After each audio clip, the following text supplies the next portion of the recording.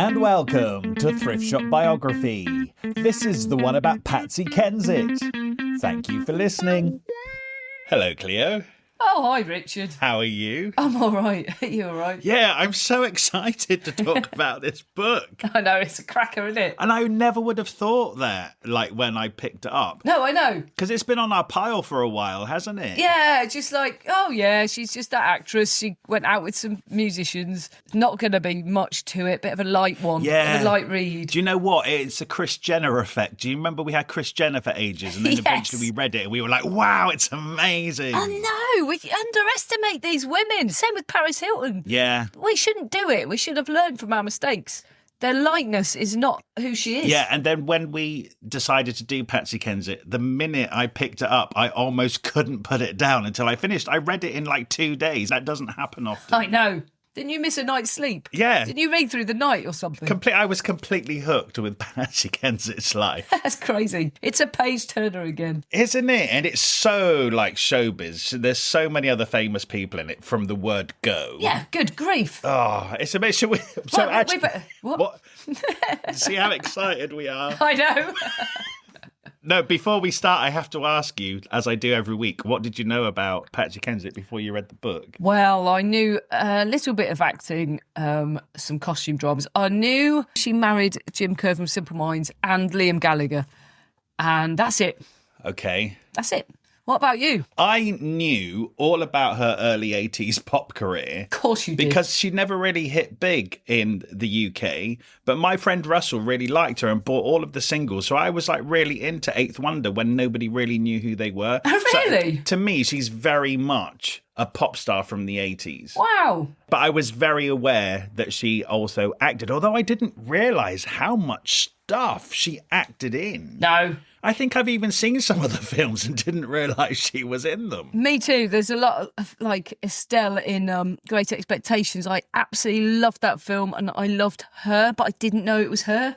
But I loved that girl. You see, that's because she's a good actress then, isn't it? You don't think, oh, that's Patsy Kensit. You think, oh, that's Estelle. Yeah, but also that's because it was, at the time I watched it, and it was in the 80s, and she wasn't really famous. Oh, okay. Yeah. So that's a surprise. Yeah, so that's... And obviously I knew when the tabloids got hold of her and Liam Gallagher, that's all you heard about in the Britpop era. Yes. Was Patsy Kensit. But she was a Britpop wife. She wasn't really a woman in her own right, if you know what I mean. Yeah, exactly. Absolutely fascinated by this book. Let's just... Honestly, there's so much to talk about. Okay. Let's talk about it. Patsy Kensit. Yeah, Absolute Beginners, this book is called. Absolute Beginners. From the film. Oh, yes. That David Bowie did, which I didn't know she was in. I've never seen it. No, I've never seen it. Do you know what? I tried to look at it this week, but it's totally unavailable to watch anywhere. Is it? I watched the trailer. The trailer's insane. Anyway, that's what it's called. And she was born in 1968 in Lambeth, near Waterloo. She's a proper Londoner. Patricia Jude. Yeah. Patricia. Do you think of her as a Patricia? No. No, she's just very definitely a Patsy. Yeah. And what's even funny, when she talks about, like, if she says, like, oh, my dad said this, he always calls her Pat. And I think, oh, she's just so not a Pat. She's not a Patricia. They're like old ladies' names. But that is actually her name. Yeah. What doesn't Patsy mean something? Like, if you're a Patsy, does it mean like you're a stooge in a crime or something? Patsy, yeah, it does. But you're kind of at the low pecking order of the gang. Of the gang? Wow. Because her dad was a gangster. Yeah. And her granddad was a gangster. I wonder if that's why her dad called her Pat. Yeah. Actually, because he didn't like the name Patsy. Maybe, yeah. Right, so anyway, her dad was a proper East End villain. He was a pickpocketer anyway. They called him Jimmy the Dip because he was really good at pickpocketing. Jimmy the Dip. I love that. Yeah, it's great. Yeah, except that he got busted, so he wasn't that good. He got sent to prison when he was 19 for pickpocketing, and he was later charged for being an incorrigible rogue. That's actually what his charge was. And he was an associate of the Cray twins and the Richardsons. They were the rival London gangs, proper violent, full-on, dangerous criminals. And he worked for both of them, which she says she doesn't know how because they were like murderously rivals. And he managed to get away with it. That's crazy, isn't it? And his dad alike was also a criminal and in and out of prison and from the East End of London. So that was their family trade. And her mum is just like a nice working class woman, right? The family came over from Ireland and she's the eldest daughter. Yeah, she was a great beauty. It's always the Irish. Yeah. Beautiful. They're good looking. She actually dated the Aga Khan for a while. Yeah, right. And which then is impressive. Then she ends up with Jimmy the Dip. Yeah, but it also means that she was out on the scene. She was out in Carnaby Street in the swinging 60s. You know, she was at the clubs, the high-end clubs, meeting people like the Aga Khan and the top criminals. So she must have been ambitious in a way, yeah. Yeah. Very beautiful and glamorous and put herself in the right places to meet the rich, basically, isn't it? I don't know. I think she might just really like hanging out on the scene. It was a very exciting time, the swinging 60s in London. And, you know, she liked the fashion, she liked the social scene. Maybe that's what it was for her. But a part of that is meeting interesting rich men as well, maybe. Yeah, the picture of them together, they look amazing. It looks like a film. Yeah, they look like Elizabeth Taylor and Richard Burton. They're both Richard Burton, they do actually. Very smartly dressed. And Patsy says that, you know, her mum was incredibly glamorous, but also her dad was a complete sharp dresser and had the best suits and stuff. Crocodile shoes. Crocodile shoes. So her dad is 20 years older than her mum. And they kind of saw each other for a bit. And then I guess she kind of wanted to see other guys because she's 20 and he's 40. You know, she wants to see people her age. And so she cools it off a bit. And then when she goes out with other young men, Patsy Kensit's dad hides up a tree. And when she walks out with these younger guys, he jumps down from the tree and sees them off. And Patsy Kensit's like, oh, isn't this... Patsy Kensit said... Romantic. Yeah, isn't it romantic? I think he wore her down in the end. And I can see why she fell in love with him. It's like, this is terrible predatory behaviour. You can't hide up a tree and jump down. Do you know what? If it was like... He was lurking on a street corner, looking incredibly cool, and then scared them off. But jumping out of a tree is ridiculous. That's like serial killer behaviour. That's insane. Yeah, it really is. And I love that somehow in the family it's kind of evolved in this romantic story. Yeah. Oh, he loved her so much he hid up a tree and jumped down when she walked past with a new boyfriend. Oh, granddad. I mean, I'm quite shocked by it. It feels like she was coerced into the relationship. Yeah, it does. It really does. But they seem to get along really well because he was really hilarious and charismatic. Yeah, the next sentence in the book was, my dad was an incredibly likeable man. Yeah. Charismatic, funny, and jumps out of trees. But anyway, they get together. Yes. They do. Right at the end of this book, she talks about doing Who Do You Think You Are, that programme. And she found out that they weren't actually married till 1986 because he had been previously married. And so when they got together and had their 2 kids, they weren't married. He was married to somebody else. And she did not know. And she thought her mum told her everything. Yeah, wow. Yeah. Anyway, they literally have made films about her childhood because the Krays are really famous and it was all mixed in the scene of celebrity and stuff. And, you know, like she was going around to Charlie Mitchell's house, who's another legendary gangster, for like afternoon tea. And she called his wife Auntie. And, you know, that was their scene. And they'd come round to their house to do the count up after the crime, like you see on telly, when they would bring all the loot and count it up. Mm-hmm. And she'd always go, we all had to leave the lounge when they were in doing the count up. It's like, what? That's a proper gangster childhood. Yeah. You know, she said, I'm still friends with all of those gangsters' kids because we all grew up together. I'm still in touch with them all. And like Reggie Cray was sending her letters when he was in prison. It's crazy. Well, Reggie Cray. So she has an older brother, Jamie, who was born in 1963, and Reggie Cray is his godfather. So the family is completely immersed in the gangster underworld. Yes, they really are. That's kind of like the first revelation of this book to me, because I always assumed, and knowing Patsy Kensit and being very aware of her, I always assumed she was a very nice middle-class girl who probably grew up in Hampstead somewhere and went to a private school. Yeah, and that's what she says throughout this book, is that it was always a surprise to people when they found out her background. I suppose she's been acting since she was 4, so she speaks properly. Yeah, and she's beautiful, and you just imagine she's posh. Yeah, I think it comes down to the accent, really, doesn't it? It's so that she talks like a very nice middle-class princess. And actually, she's a really roughy-tufty gangster's daughter from Hounslow. Yeah. Who, because also her dad was a massive gambler, so actually he would make a lot of money, but they actually didn't have a lot. They said he probably earned the most, but gambled it all away. But then he went to prison when she was born. Her mum was a single mum because her dad was in prison for a while. They had to start again. She was born in 1968.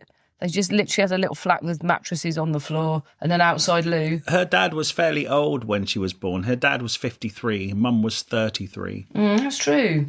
So that's quite an old dad, isn't it, for a young girl? Yeah. Yeah. So he wasn't always around. And her mum, she's social. She's got lots of friends. And one of her friends is actually a casting director.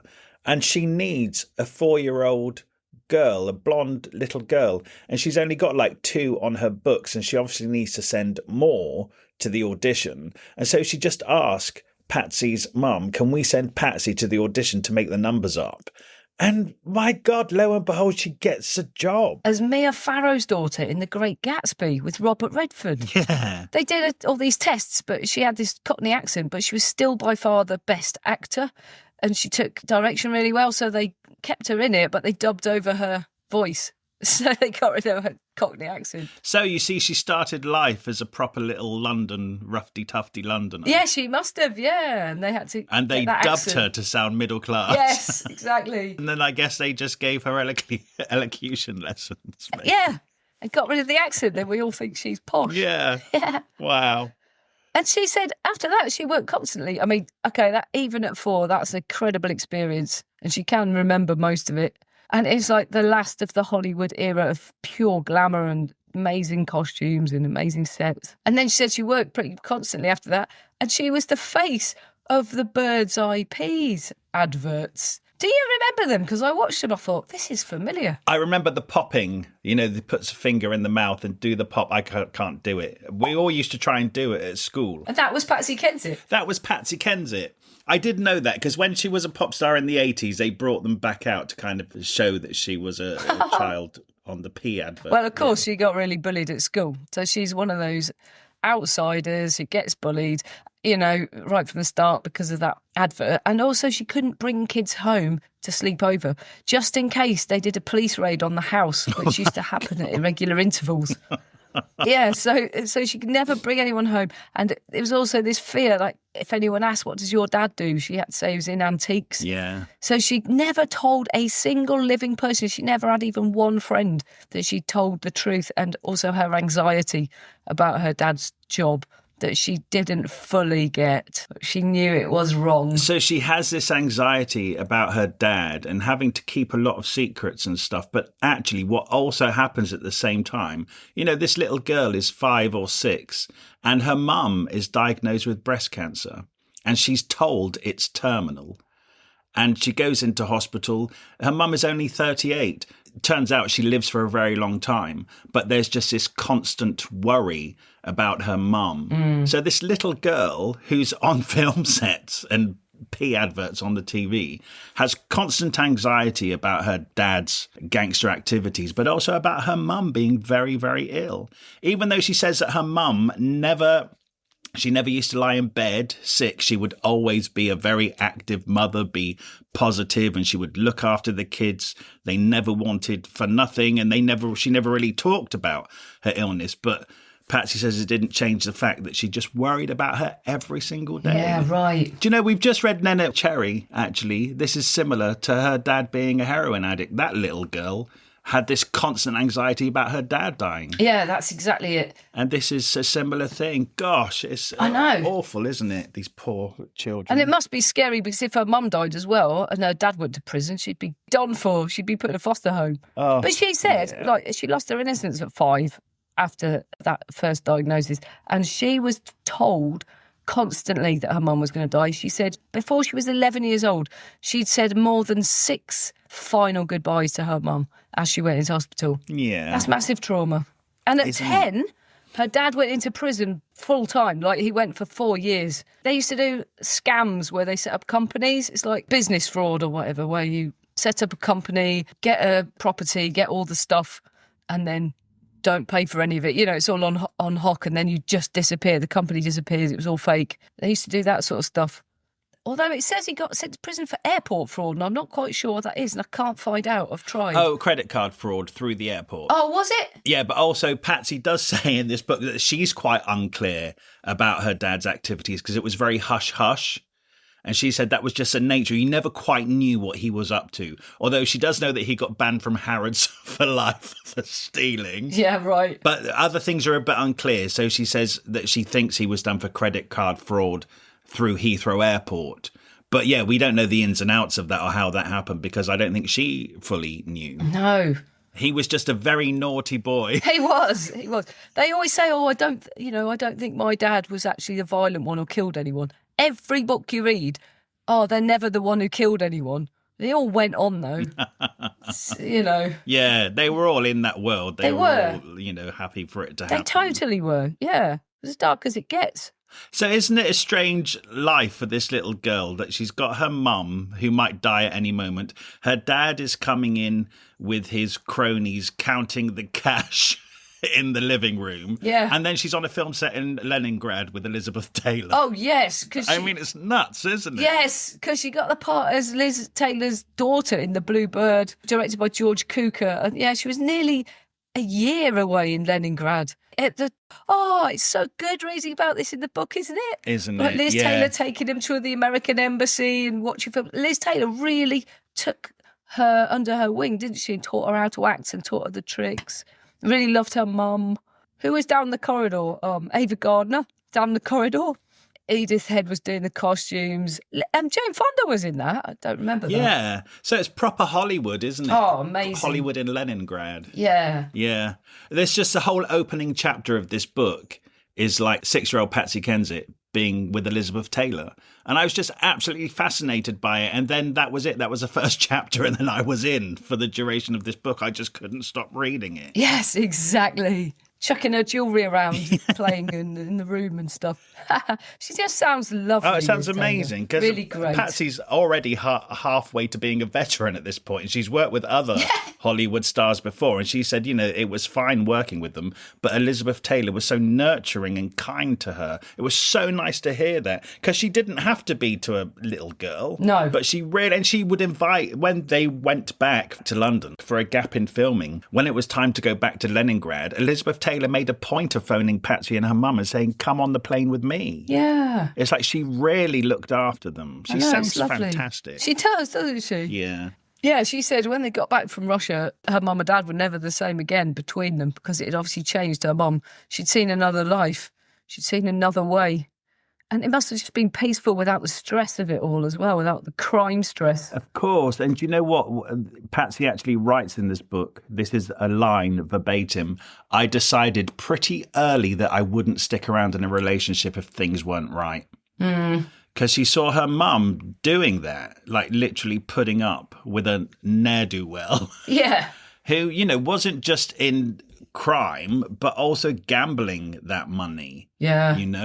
I think she could have had a much nicer life with the Aga Khan. No, I don't know about that. But I tell you what, she knew what she was buying into. But really early on, she says, my dad had an Aston Martin, like James Bond's car. He lent it to my mother when they were dating, and her mum totaled it, and he didn't seem to care. And I was thinking, it was probably stolen, wasn't it? I guess. Right. Yeah, right. If you don't mind someone totals your car, but you know what you're buying into. That's not an ordinary person. Mm-hmm. There's something dodgy. She knew what she was buying into. I'm not having that. Not having it.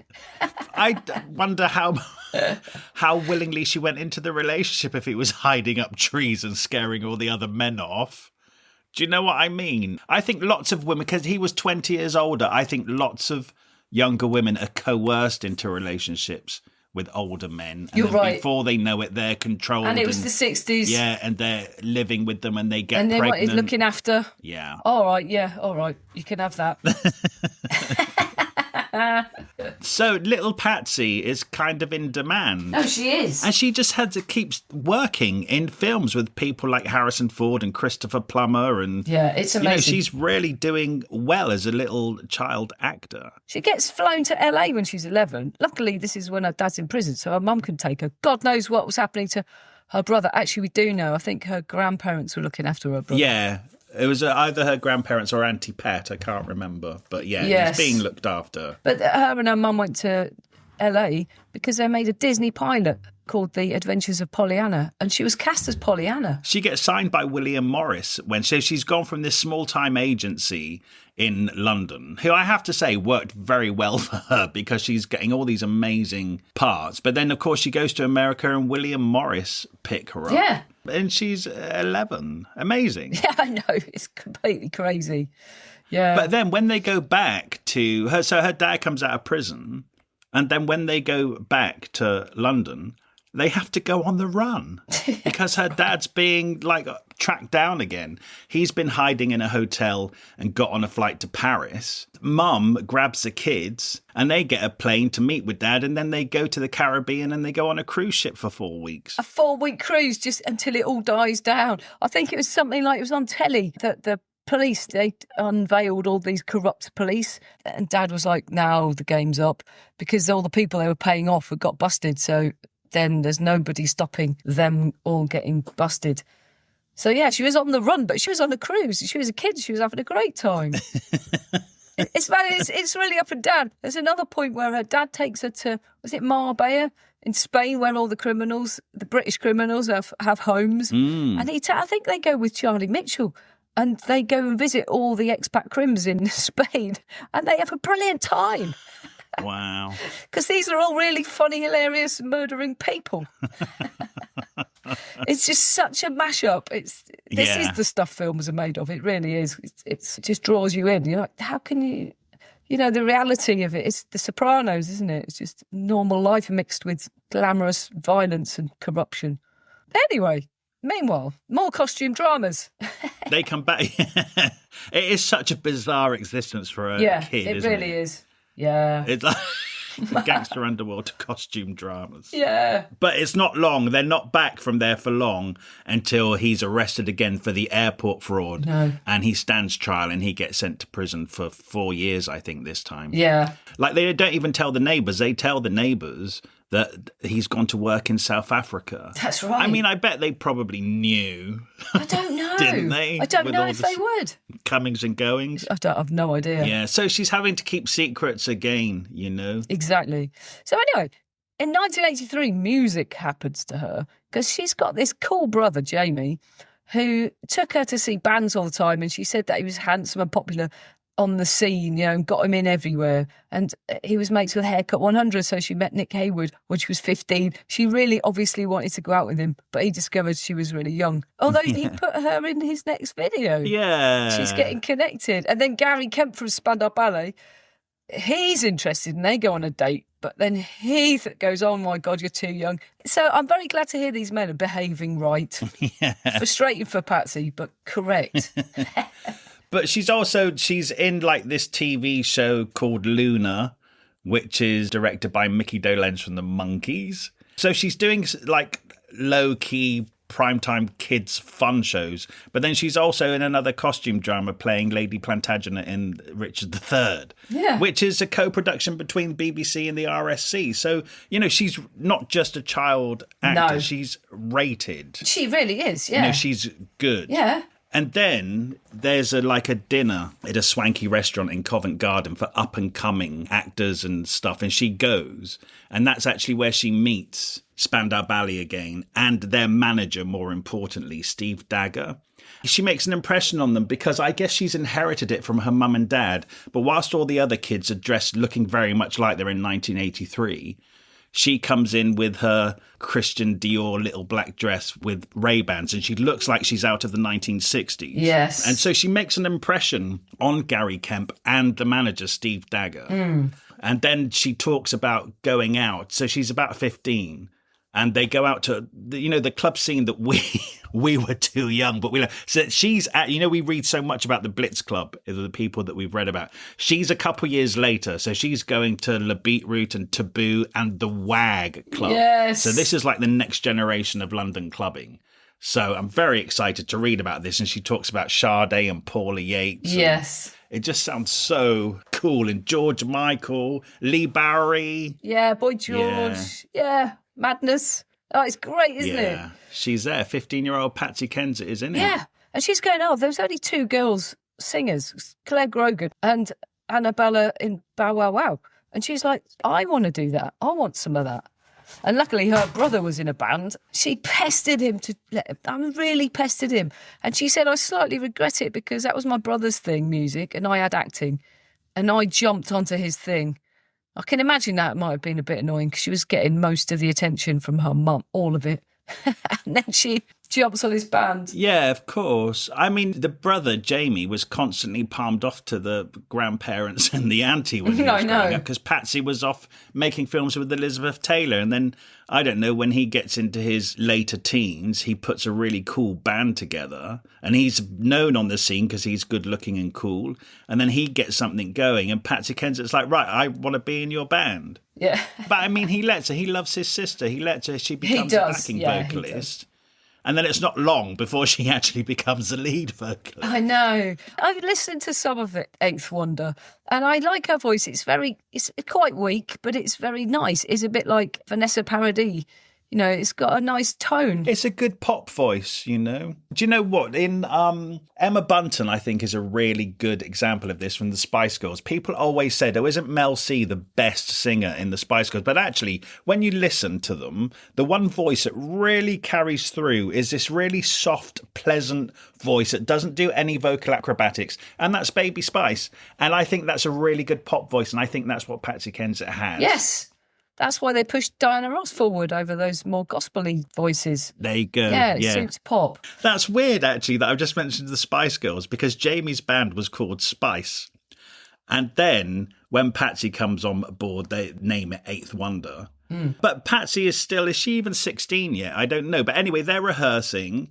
And what happens is they are writing some songs. And this guy called Bill heard about this little band that had just started, and then he tells somebody who tells somebody else, and it turns out both of those men work for Steve Dagger, who is the manager of Spandau Ballet, who was at that dinner party that we just spoke about where Patsy was looking really cool. And so that's piqued his interest. He wants to come and see the band that Patsy is fronting. And also what they say is that it's unusual to have a female singer fronting a band at that time. And she's stunning. She's so... Do you know what? I've obviously, when we read these books, I go onto YouTube and I look at a lot of the trailers of the films and stuff. I forgot how breathtakingly beautiful she is. Yeah, she is. Like the second her face comes on those trailers, you think, wow. Yeah, it's true. She makes everybody else just look so normal. I know. Yeah, she's truly stunning. She really is. She looks exactly like her mum. Yeah. As well. It's in the genes.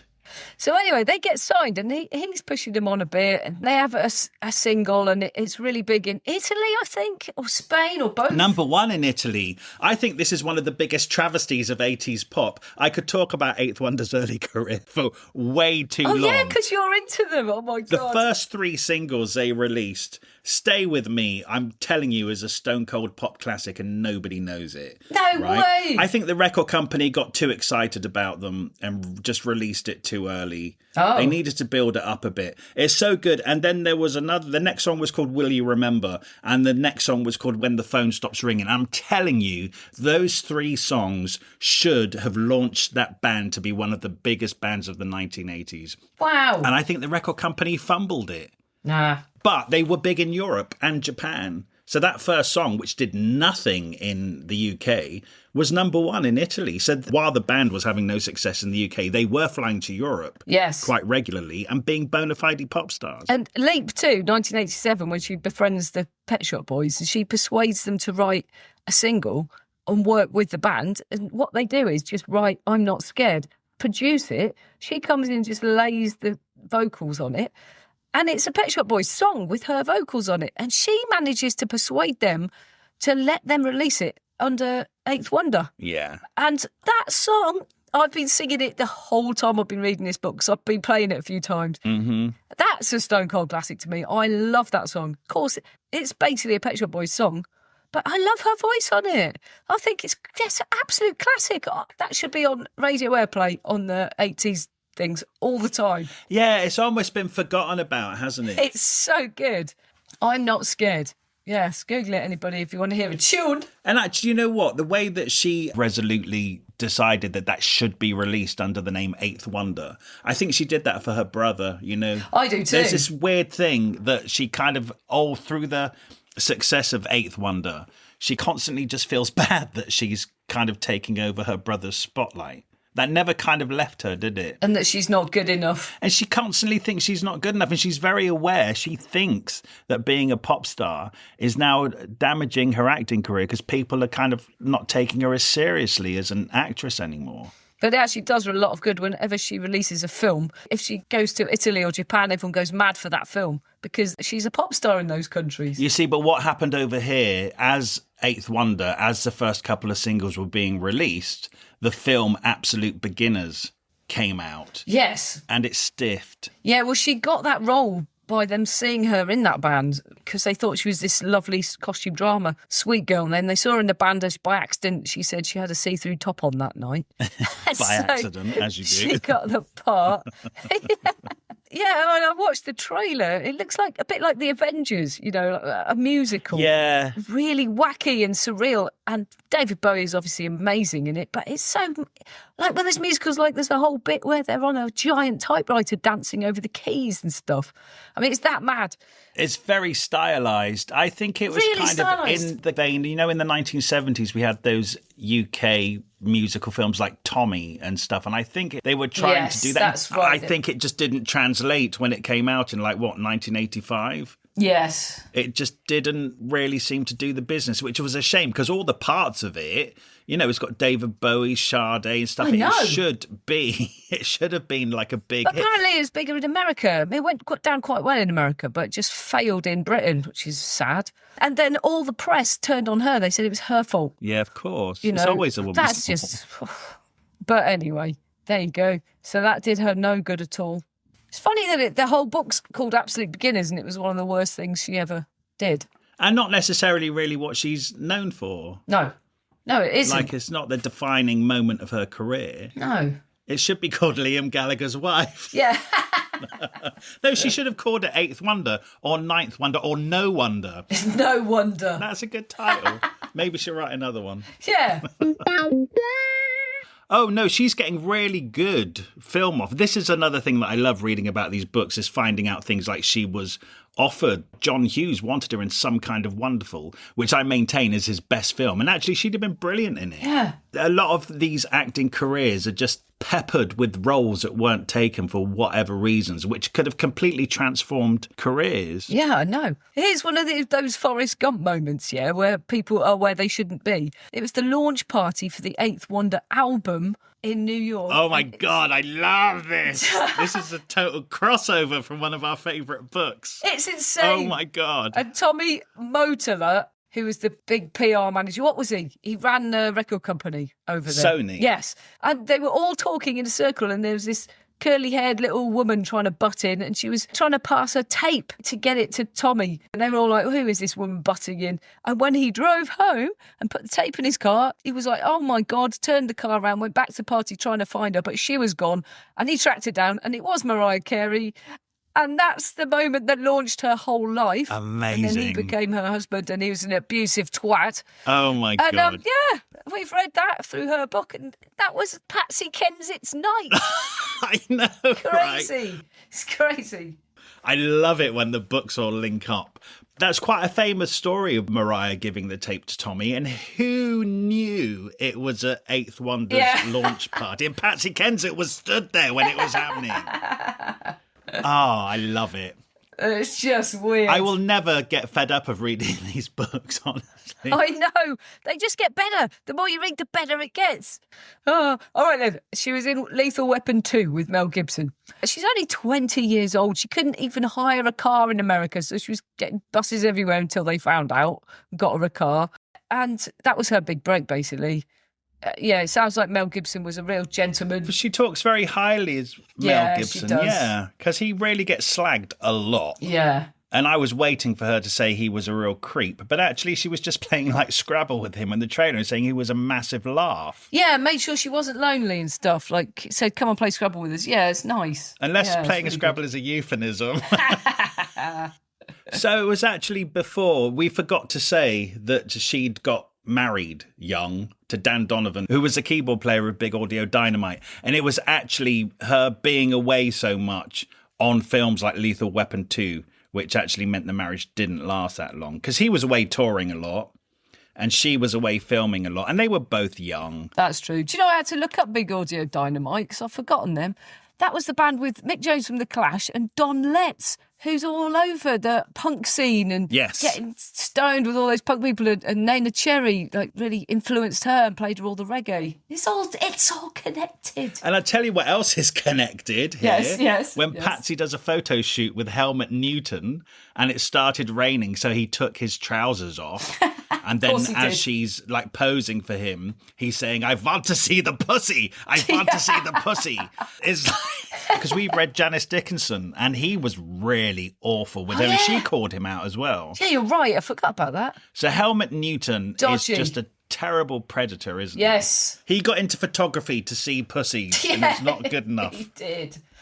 We see you, Helmut. Hey, he's got a good name. He's a proper helmet. Yeah. Oh, no. No. Films. Yeah, I've never heard of Chicago Joan the Showgirl with Keith Sutherland, but he sounds great. I didn't even know she was in that. Yeah. No. And then, this is hilarious, this story of Kill Cruise, like a terrible, terrible B-movie, it sounds like, yes. Where they're all stuck on a boat at sea. But it's her and Liz Hurley, and they've never met before, and they become absolute total best pals for life. They're still best pals. Yeah, I love this. She's married to Hugh Grant, and Patsy's married to Dan, and they're both actors and music, and the blokes come and visit, but they're having a hoot, and they totally ostracise themselves by accident from all the Germans in the film. And they don't even care. They just say, shut up and drink the champagne, and that's their motto. And they nearly out of time, and it was going to run over. So they persuade the director to change the ending to Liz Hurley just kills everyone, just so they could finish filming early. And he went for it. I need to see that film, don't you? Kill Cruise. Oh, my God. That sounds amazing. Amazingly, badly brilliant.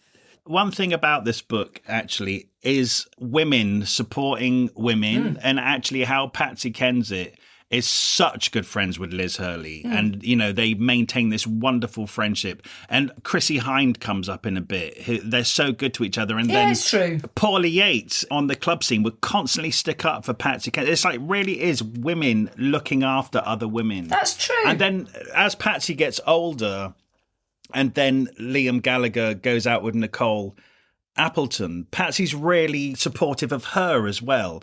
In these situations, you kind of think that wives and ex-wives would all be at each other's throats and stuff, but they're really not. They're really supportive to each other in this book. I love that. Yeah, that's good. They must be nice people, actually. I think they're all nice people. I like Patsy Kensit a lot from reading. I liked her anyway, but reading this book, I really liked her. Oh, me too. Yeah. Me too, very much so, yeah. So, she's off making all of these films.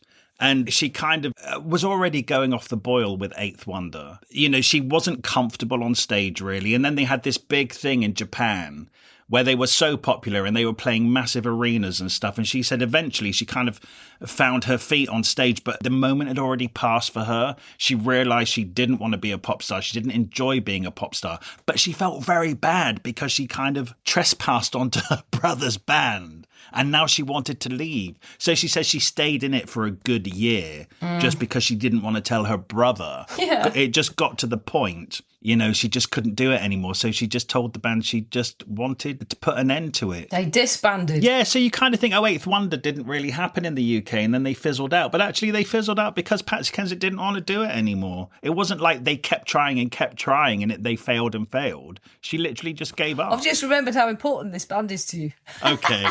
Oh, shut up. No. Look, right, there's some really good films she did. There's loads of them. We can't mention them all. But, some classics, Blame It on the Bellboy, Dudley Moore. After, I think, Lethal Weapon, she got some bigger Hollywood hits. And in the meantime, by the way, her dad had died. He'd had leukemia when he was in prison. And she split up with Dan because they had too much stuff going on, they're travelling. They were never together, yeah. They're never together. Yeah, hard to make it last. But then she's filming this film abroad and she runs into a bloke in the corridor who's complaining loudly that all these bloody cameras are in his hotel corridor and he needs to get to his room. It turns out to be Jim Kerr from Simple Minds. And then he's suddenly charming and charismatic, and basically she describes her dad to me. Wow. She's described her dad, and I think, oh, yeah. That didn't click with me, right? And he's called Jim. Yeah. Oh. He's everything. He's really strong. He's charismatic. He's together. He's a bit gangster. He's a little bit older as well, isn't he? He's a bit older. He's a bit uglier, if you ask me. Well, it's not easy to be as good looking as Patsy Kensit, is it? Let's face it. But, yeah, and they just hit it off, and he pursues her. You know, ends up proposing to her in Paris. It's unbelievably charismatic. Again, that's how she runs into Chrissie Hynde. Because, and I did not know this, he had 2 kids, Jim Kerr. They're 6 and 7, these 2 girls. One of them he had with Chrissie Hynde, and one of them is Chrissie Hynde's daughter that she had with Ray Davies from The Kinks. I didn't even know that. Yeah. So I'm like, good grief, this is such a showbiz mishmash. And of course, yeah, I mean, that's like, what? So she becomes a stepmother to these showbiz kids and learns to be a mother. They really get on. It sounds like she really clicks with these kids. Yeah. She's quite a natural mother. She thought she was having a showbiz life, but this was next level wealth and fame because there's like helicopters to the gigs, and Simple Minds were huge at that point. Oh, Simple Minds were huge. Early 90s, like arena huge, yeah. And, you know, special treatment and assistants and catering. And... She's like, I never had this with Eighth Wonder. Yeah. Yeah. Where's my helicopter? But, yeah, they taught her how to deal with the press as well and stuff. She just became educated in showbiz at this point. Yeah, and they got married in 92. She's only 24 then. And she was pregnant. Well, this one's called James, the third James, because that's her dad and her brother. And Jim Kerr, and now James. It's like, come on, there are other names. That marriage fell apart. It was so amazing and perfect and incredible, and it fell apart because their lives. She says as well, she never dared to not work because her dad had sort of taught her that men can't be relied upon. He might suddenly disappear and go to prison or whatever. She has to make the money. It's in her that she has to be the supporting one, just in case something happens. This is very, very interesting how you can be a successful actor in Hollywood. And, you know, she's married to Jim Kerr now, but she's still going to LA and stuff and being in films. But she said she would literally take any B movie that was offered her. Yeah. Because she just had this thing where she had to keep working. And she realizes now that if she had been more choosy, that she might have a much better career. And do you know who was? I was trying to remember. I think it was Matthew McConaughey that we read recently. Yeah. Who basically got stuck into this leading romantic comedy man. Then all of a sudden he realised it wasn't where he wanted to go. So he put the brakes on his career. Yes. And they were offering him like $10 million to be in another rom-com. And he said and he was no. like, no, because it's not what I want to do anymore. But he didn't work for like 2 years. For 2 years he held out. But people forgot about him. He kind of reset his career. And then he did the Dallas Buyers Club, right? Yes. And it might not have worked. Yeah, it almost didn't work because the only thing he was offered was a Dallas Buyers Club, which was so low budget. It's risky. Anyway, he took a risk and he ended up winning the Oscar. And Patsy Kensit is really aware now that that's what she should have done. She should have held out and been more choosing. It might not have paid off for her. But it might not have paid off for her because she's a woman getting older all the time. And, yeah, it's true. Know, blah, blah. Yeah. But you don't know. But she didn't. She did it this way. Yeah. She's still out there, let's face it, doing stuff. So that marriage fell apart, and then she bloody went and met Liam Gallagher at Oasis at the absolute height of the Oasis fame. Liam was 23. She was 28. But she'd been married twice and had a kid. Yeah. You know, Liam's 23, new, ambitious, fresh. And also, she said, she knew that the women were throwing themselves at him. And she went for it anyway because they actually really had a connection and he really loved her. They loved each other. But it made her really paranoid and anxious. And it sounds like she was screaming at him all the time. Where have you been all night? She actually does describe herself as being a little bit of a crazy woman, because he was driving her crazy. Well, there was a lot of pressure, wasn't there? Because this, talking about like when she was with Jim Kerr about handling the press and stuff. Well, actually, when she got with Liam Gallagher, that just exploded into the next dimension. Huge, yeah. And she was really hounded by the tabloids. Actually, what happened was she was seeing Liam, but her and Jim hadn't officially announced their separation, even though they had separated. They had this understanding that if one of them started seeing someone, that they would tell each other and they would announce their separation. By the way, I have to say, I do think that Jim Kerr, he does sound like, I was reading this book thinking, gosh, I wish I was married to him. He bought her a castle in Scotland. Yeah, yeah, I know. Like, he was making all the romantic gestures because they were just never together. He was constantly on tour. She was constantly in LA. Yes. And he was trying to patch over that with buying her a castle. I mean, I'd have gone for it, but she's a bit like... Yeah, I know she what you was mean. moving in different circles and she met Liam Gallagher and there was something... Yes. Mind you, she does sound a little bit resistant at first, but they kept bumping into each other. Yeah. But then she kept going to see Oasis in concert, so she was interested. Yeah, I know. But you know what you say about the regret of how she handled her career? I really do feel like there's a regret about Jim Kerr. I think that's the one that got away. Right. I think she said, I've asked people, how do you stay together? And they said, you don't get divorced. She said, he's always there for me, always great with the kids. I do think that's the love of her life, actually. Yeah. That would be the one. Yeah, in fact, reading this book and her 4 husbands, he's definitely the one that I would have stayed with. Yeah, but you don't know that when you're in the middle of it. No, you don't know that. And she was still so young, really. Yeah, exactly. Anyway, she's with Liam now. And he was like, I want kids with you, I want a life with you, I want it. And he said all the right things and he proposed to her and she said yes. And I also think that's incredibly intoxicating to be with the biggest rock star on the planet. That's exciting, I understand how that is appealing to then be chosen by that person as their partner, so you're hanging out with them and stuff. Yeah, it's I understand it. I do too, and because he was younger and he was really fun. He had that charisma, like we talked about the dad thing again, but she was having fun. Yeah, she actually says that the tabloids really invented this rock and roll lifestyle for them. But she said even though they had those moments, they were way more likely to go straight home and have spaghetti hoops on toast. Yeah. She says it's a pedestrian suburban existence. So it was just a nice little home coupling that they had. True. I always imagined that Britpop era, that they were just out getting drunk and sniffing coke every night. But it doesn't sound like that was the case. It sounds like every other night Liam was doing that, but... when he was away, he was on tour, yeah. Yes. And of course, they had the child, Lennon. Yeah. And this is in Patsy's defence. Do you know what? When she had James and he was a baby, she would totally take him everywhere with her. Yeah. And then the same with Lennon. It's like when Liam was away on tour, she could have easily got a nanny and gone, but she didn't. She really takes the role of being a mother very seriously. Yes. The kid's at school, so she has to stay there, yeah. But he's just off tipping his dick everywhere, isn't he? She knows it. Yeah, he is. But she did say right from the start that Liam was a really great dad to James, who wasn't his son. And so she knew that he would be a great dad again. Do you know what? I used to live near them. Did you? Yeah, and do you know what? I used to, every morning when I used to walk to work, Liam Gallagher used to walk his kid to school, and I used to walk past him almost every morning. Oh. It always surprised me that he would just do that. And it actually tells me that he is a very good dad, actually. He takes that seriously. If he's... And was that even his kid? Or was that Jim Kerr's kid? No, that must have been James, the time that I'm thinking. Right, yeah. Yeah. So he was just a great stepdad and a great dad. Yeah, a good person with the kids. And her paranoia is making her neurotic. And I'm not reading between the lines. I'm reading what she says. She said, I always snapped his shades whenever he came in with, where have you been? So I'm reading what she wrote. It made her neurotic and paranoid and crazy because of the lifestyle. And she said, ultimately, it's bloody hard being married to a rock star.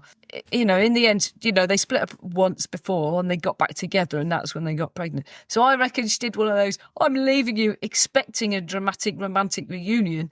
But he went off with Nicole Appleton. Right, yeah. Yeah, and she was like absolutely gutted. It had been 3 weeks and suddenly he's with someone else. I think she imagined she'd leave him and they'd then work through it, but it didn't happen. And that absolutely devastated her. And that's when she had a big, massive breakdown.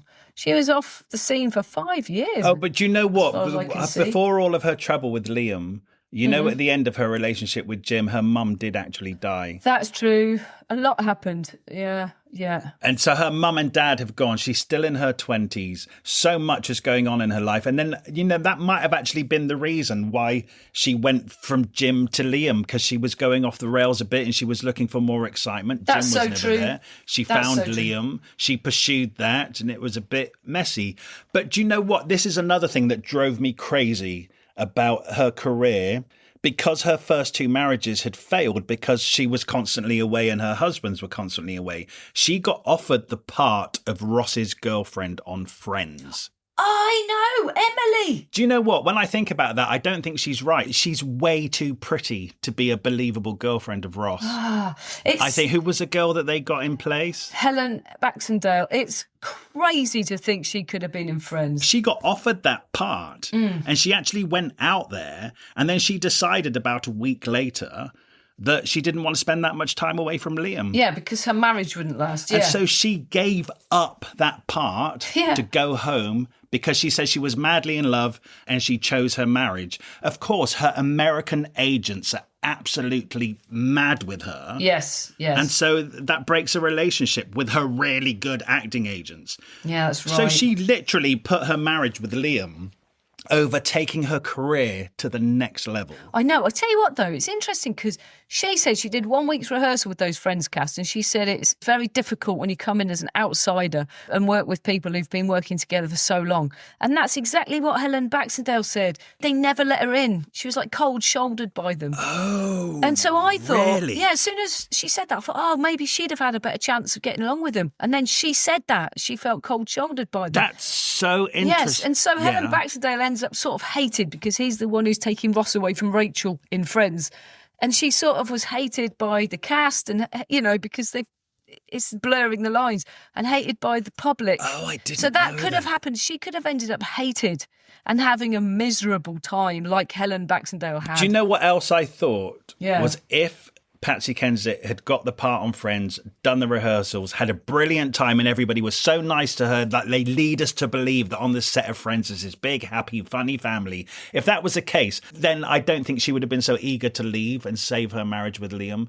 I kind of thought she's probably having a horrible time. Exactly. And then, right at the end of this book, when she's working on English soaps, she says the one thing that she is sure to do is be really welcoming of the guest actors, because after her time on Friends, she knows how hard it is going into a series where the cast is so established with each other. Which basically, that kind of puts a bit of a downer on Friends, really. Oh, no, it definitely does. How dare they be that unwelcoming to new people? That's like jealousy in a way. They should be more, they should be nice. Yeah, I know. It's like they got the lines blurred because they were a unit and this person was going to disrupt the ultimate storyline, which was Ross and Rachel needed to be together. Right, yeah. I know, but it's acting. It is just acting and they should have been nicer. Well, I feel very sorry for Helen Baxendale. I did not know I do. that Oh, you didn't? occurred. Right. Yeah.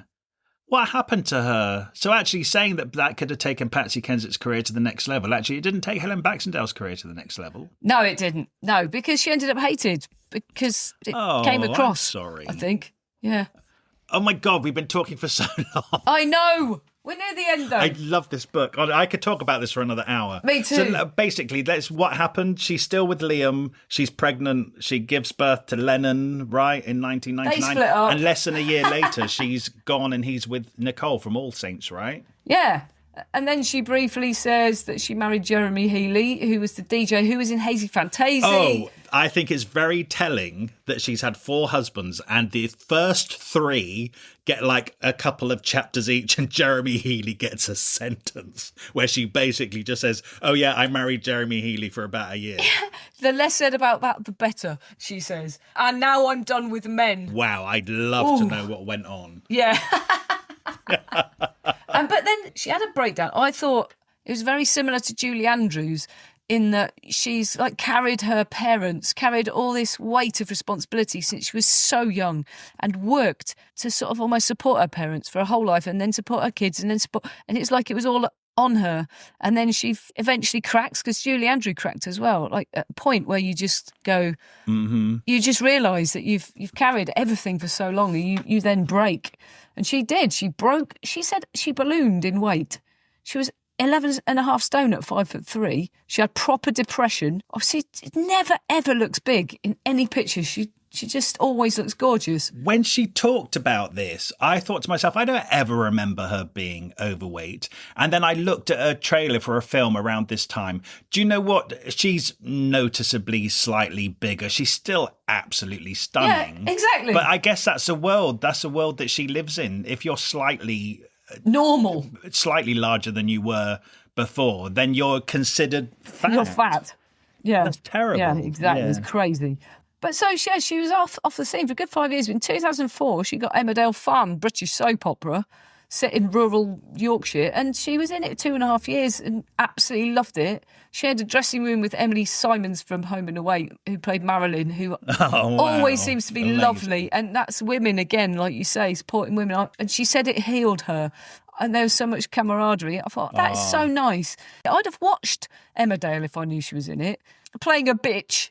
I'd have loved that. Then she was in the BBC hospital drama Holby City for 4 years. Yeah. She's done a stint recently in EastEnders, and she keeps telling the press that she wants the job, and they're not giving it to her. And I'd like to say to anyone listening, give Patsy Kensit a full-time job in EastEnders, because she's the real thing. Her dad's a proper EastEnder criminal. Right, Her granddad's an yeah, East End criminal. She deserves that, and she's a classy, brilliant actress. She deserves that job. Give her that job. I'd watch it if she again gets if in she it. was Yeah, in it. me too. I mean, it's already got amazing people in it, and it's probably amazing, but I just don't watch it. But yes, Patsy Kensit in EastEnders, come on, people.